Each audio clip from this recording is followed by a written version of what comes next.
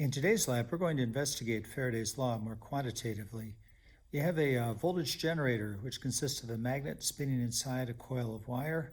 It's hooked up to a voltage sensor with a 100 ohm resistor in parallel across the coils.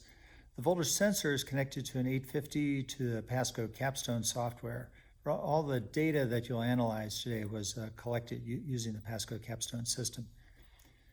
Now you observe this. The magnet has two poles. The flat sides of the magnet are the poles. It's surrounded by a coil. There's 800 turns of wire that surround this. That goes out to the voltage sensor here. Now the magnet, we can look at it, the first part of the experiment, we're going to look at the change in the magnetic flux in two different orientations. In one case, we have the pole facing out through the coil of wire, so we have maximum flux pointed through the coil. Now remember, if we have maximum flux, do we have maximum change or do we have minimum change of flux? What we'll do, the data that you'll see, I'm just taking the magnet, wiggling it back and forth just a very small amount inside that coil of wire. Then I turn it 90 degrees so that the poles are pointed up against the coils. This way we have minimum flux. But think about what happens to the change in flux.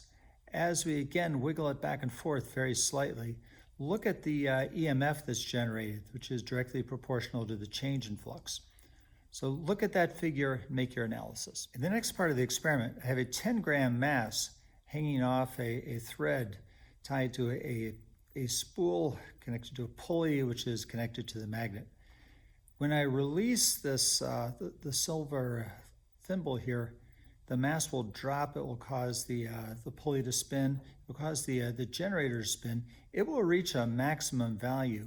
Think about why it reaches a maximum value. Think about all the forces that are acting on it. The force of gravity acting downward on the mass. What force do we have acting upward back on it that will cause it to eventually balance out and reach a constant velocity? So I will let it go. You'll observe the magnet spinning. It does reach a constant velocity. It's stopping when the mass hits the ground. You will observe the waveform. You'll see how the voltage changes with time. You'll notice that the voltage will go both positive and negative as the magnet changes orientation, as it spins through the coil of wire. Now your challenge is to look at that data, figure out how fast it's spinning. What is the angular velocity? You can determine that from the data. With that, the strength of the magnetic field, I will give you that information separately. That and the area of the coil. With all that information, you can determine the magnetic flux. With the angular velocity, you can determine the change in the magnetic flux.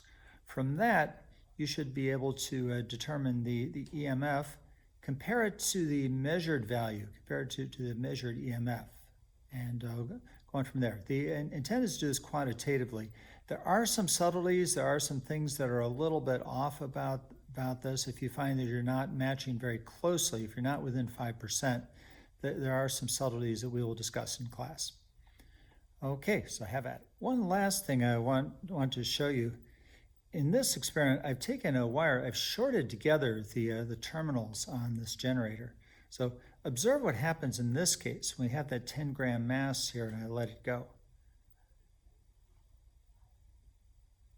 Notice how the magnet is spinning much more slowly in this case. What's different in this case? When I've shorted that out, how is that going to change the magnetic force that is acting upward against the pulley?